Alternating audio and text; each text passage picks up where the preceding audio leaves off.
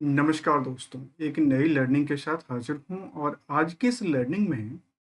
जिस कंपनी विशेष को लेकर चर्चा करने वाले हैं, उसमें 2 कंडीशंस बेस हमने मार्केट से फ़िल्टर करने की कोशिश किया। साथ में जिस सेक्टर से कंपनी बिलॉन्ग करती है, उसकी तो आजकल वैसे डिजिटल आने के बाद ज़माना रहा नहीं, लेकिन सोचिए, तो सब कुछ डिजिटल में हो रहा है, लेकिन क्या कुछ अभी भी बचा हुआ है जिसमें educations is the main part है। जहाँ पे चाहे स्कूल हो, कॉलेजेस हों, आजकल भी वहाँ जो है वो पेपर पे काम-काज होती है, पेपर वर्क का काम ज़्यादा होता है, पेपर्स पे ही आप प्रिंटिंग करें या फिर अपनी स्टेशनरी के आइटम की बात क्यों ना करें। तो एक ऐसी कंपनी की चर्चा करने वाला हूँ जो कि स्टेशनरी आइटम में डील करती है, चाहे वो सेल्स हो, मैन्युफैक्चरिंग हो और अपनी ब्रांड्स वैल्यूएशन लगातार दिन ब दिन बढ़ा के रखी है। ईयर एंड ईयर बेसिस का ग्रोथ भी लगातार स्टेबल है, तो वहीं पे क्वार्टर ऑन क्वार्टर ग्रोथ भी मार्केट में स्थिरता के साथ कामकाज करती पाई गई है। अब ये तो था इनकी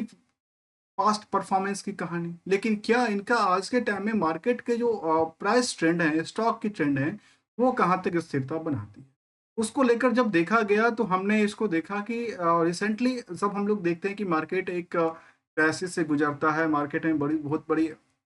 दिक्कतों का सामना करना पड़ता है, कुछ एक्सपोर्ट बंद हो जाते हैं, कभी कुछ टैरिफ लग जाता है, कुछ फल उस देश में उस कंट्री से ऐसा व्यवहार नहीं बनता है या वो अच्छी सिचुएशन नहीं बनी, तब भी मैंने इस कंपनी को एक बार स्टडी किया था और आज मैं इसके रिविजन पॉइंट ऑफ व्यू से स्टडी कर रहा हूँ। और ये कंपनी कह सकते हैं कि अपनी जो लाइफ टाइम हाई की बात करें या फिर जो 52 वीक की हाई की बात करें, उससे बहुत ज़्यादा गिरा हुआ नज़र नहीं आता है। नियरली 5-6% के आसपास गिरावट दर्ज करती है फ्रॉम द 52 वीक की हाई प्राइस के आसपास। इसको ये भी कह सकते हैं कि near about the breakout stock है या नियर अबाउट द 52 वीक की हाई पोजीशन के आसपास। कंपनी का नाम है डॉम्स इंडस्ट्रीज लिमिटेड और इस कंपनी का यदि हम जिक्र करते हैं तो इसको लेकर के हम समझने की ज़रूरत रखते हैं, कोशिश करते हैं जो आखिर क्या-क्या शामिल करता है और क्या शामिल नहीं करता।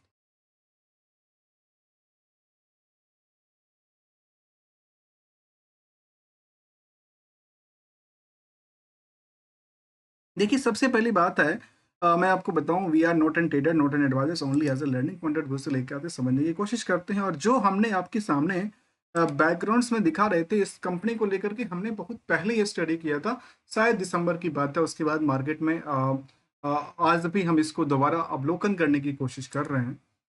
क्या-क्या चीज़ यहाँ पे शामिल करने की मैं कोशिश कर रहा हूँ, उसको समझिएगा। देखिए, सबसे पहले मैं जाता हूँ इनके पीएस कंपनी के कंपैरिज़न करने के लिए। तो पीयर्स कंपनी में जहाँ पे कुछ दिग्गज कंपनी जिसमें कि सब मार्केट कैप के लिहाज से सबसे बेटर इसका नाम दिखता है। Second is the Navneet educations है, फेयर राइटिंग्स हैं, कोकुयो केमलाइंस जैसे कंपनी शामिल है। ये कंपनी जो है, इसमें यदि हम पूरे के पूरे चेन की कंपेयर करें तो वैल्यूएशन के दृष्टिकोण से देखा जाए, तो मार्केट काफ़ी ज़्यादा ओवरहीटेड है। compared to the Navneet Education, compared to the Fair Writing, comparison to the S Chandrayan company से। तो इसके अलावा चाहे वो लिंक ही क्यों ना कंपनी हो, यदि कंपनी की करंट मार्केट की जोन को भी देखें, बुक वैल्यू कंपेरिजन काफ़ी ज़्यादा ओवरहिट हो चुकी है, चाहे इंटरेंसिक वैल्यू से कंपेयर किया जाए। लेकिन लेकिन की बात ये थी कि जहाँ पे बाकी कंपनियों के आगे जब हमने देखा कि कुछ कंपनी ऐसी है जहाँ पे चाहे फेयर रेटिंग हो, जहाँ पे 6% की सेल्स में बढ़ोतरी होती है, तो वहाँ पे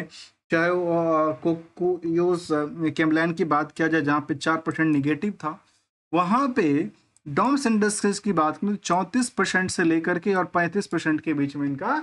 रेवेन्यू से लेकर के प्रॉफिट तक का नंबर बनता है। वैसे ही यदि क्वार्टर ऑन क्वार्टर को देखा जाए तो स्टेबल ये था कि 10% के आसपास प्रॉफिट सेल्स बढ़ जाती है और करीब 1% के आसपास इनका प्रॉफिट बढ़ जाता है। अब जो अच्छी बात शामिल हमने करने की कोशिश किया था वो डेटा ये कहता है कि आप यदि हायर प्राइस से देखा जाए तो जहाँ पे नवनीत एजुकेशन में करीब 25% की गिरावट रही है, वहीं पे आप यदि कोकोयो केमलाइन को देखा जाए तो करीब 55% की बिकवाली देखने को मिलता है। वहीं लिंक जैसे कंपनी में करीब 48% की बिकवाली रही है। तो डोम्स इंडस्ट्रीज के अंदर केवल 5% की बिकवाली रही है। तो इसको कहते हैं कि नियर अबाउट द ब्रेकआउट होती हुई स्टॉक या ब्रेकआउट स्टॉक की बात शामिल कर सकते हैं। अब एक चीज को और समझने की जरूरत है, यदि आप नेट इनकम मार्जिन को दूसरे कंपनी से कंपेयर भी करके देखा जाए तो एक कंपनी को छोड़ करके, नवनीत एजुकेशन के कंपैरिजन छोड़ करके बाकी कंपनियों के आसपास ही देखने को मिलता है, जहां 11% तक इनका आंकड़ा मिलती है। तो हमने क्या किया, जो कंपैरिजन जब भी करते हैं तो हम फंडामेंटली से लेकर के और मार्केट की स्टॉक ट्रेंड को एक ही लाइन आइटम के अंदर कंपेयर करने की कोशिश करते हैं, और वहां यह पता चल जाता है कि इसका परफॉर्मेंस कैसा रहा, इसका पुराना परफॉर्मेंस कैसा है, और क्या अभी तक का इनका ट्रैक रिकॉर्ड मेंटेन करता है, और आगे का क्या प्लान है। क्योंकि ये सब रिटेल्स और क्या करती है, रिटेल में ज्यादातर ट्रेडिंग होता है, इसका इनकी प्रोडक्टिविटी ज्यादातर कस्टमर बेस्ड है, B2B का जो काम है काम तो करती है, पर इंडस्ट्रियल के लिए जो काम है वो नहीं के मुताबिक ही होता देखा गया।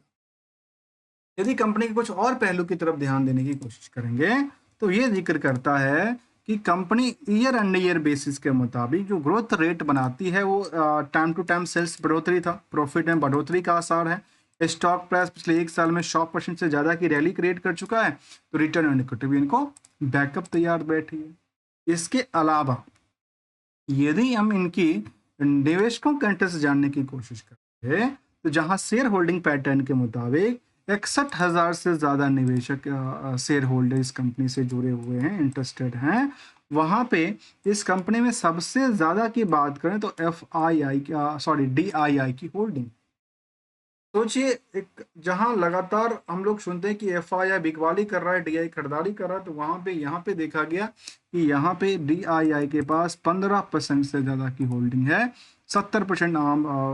प्रमोटर के पास, तो रेस्ट में FI और DI के पास होल्डिंग बनी पड़ी दिखती है। जहां DI में भी कुछ बड़ी नाम्स, जिसमें SBI म्यूचुअल फंड हो या फिर चाहे वो एक्सिस फंड हो, चाहे वो निपॉन्स लाइफ का फंड हो, सभी के सभी दिग्गज यहाँ पे बैठे हुए हैं, चाहे वो टाटा इंडिया कंज्यूमर फंड का ही सवाल क्यों ना क्रिएट। यदि रिस्क और रिवार्ड की एक्सपेक्टेशन को हम जानने की कोशिश करेंगे तो कंपनी में रिस्क जो है वो नहीं के मुताबिक, क्योंकि फंडामेंटली जो है अभी तक का इनका स्ट्रांग है, और स्ट्रांग के बेसिस पे ये देखा जाता है कि शायद आप स्ट्रांग अभी तक थे तो शायद आगे भी आप कंटिन्यू रख सकते हैं, ऐसा माना जाता है। लेकिन ये क्या है, ये कंडीशनल है, ये कोई फ्यूचरिस्टिक की बात शामिल नहीं करता, क्योंकि हकीकत और दिखावट दोनों अलग अलग चीज रही है। अब एक चीज को हमने समझने की हमेशा कोशिश किया है कि इनकी चार्ट ग्राफ पे चलिए और देखिए जो इसका आंकड़ा कहाँ पे स्थिरता बनाती है। जैसे हमने कहा था कि ब्रेकआउट करने की सिचुएशंस में बनी है स्टॉक की तुलनात्मक करके, तो यहाँ पे देखा गया कि मार्केट कैप कंपनी का 17,800 करोड़ का, इंडस्ट्रियल के पी के मुताबिक स्टॉक जो है काफी ज्यादा ओवरवेटेज की लिस्ट में शामिल करता है, और साथ में इनका जो मार्जिन था करीब 11% के आसपास, प्रमोटर का अच्छा खासा कंट्रोल था, डिविडेंड का कोई ट्रैक रिकॉर्ड मेंटेन नहीं करता, ROE ROC करीब करीब 26 से लेकर 30% के बीच में रही है। तो साथ में चार्ट लेवल पे जैसे हमने देखा तो देखने के बाद ये लगा इनके पास, यदि आप पुराने सपोर्ट की बात करें, देखिए पुराने सपोर्ट पे सपोर्ट लिया था, ये सपोर्ट जो लिया था ये पुराने सपोर्ट पे सपोर्ट लेते देखी गई थी, और मार्केट जैसे ही बॉटम टू बॉटम ना जा करके बॉटम को ब्रेकआउट कर दे तो मार्केट के लिए क्या होती है, एक उड़ान सी सिचुएशंस होती है। तब निवेशकों को लगता है कि शायद अब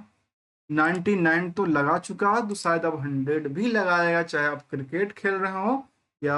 आप हॉकी का ही मैच क्यों ना करो। This is only for learning purpose. और एक बात को हमेशा गोल्डन रूल की तरफ याद रखने की कोशिश करता हूँ, मनी इज एवरीथिंग,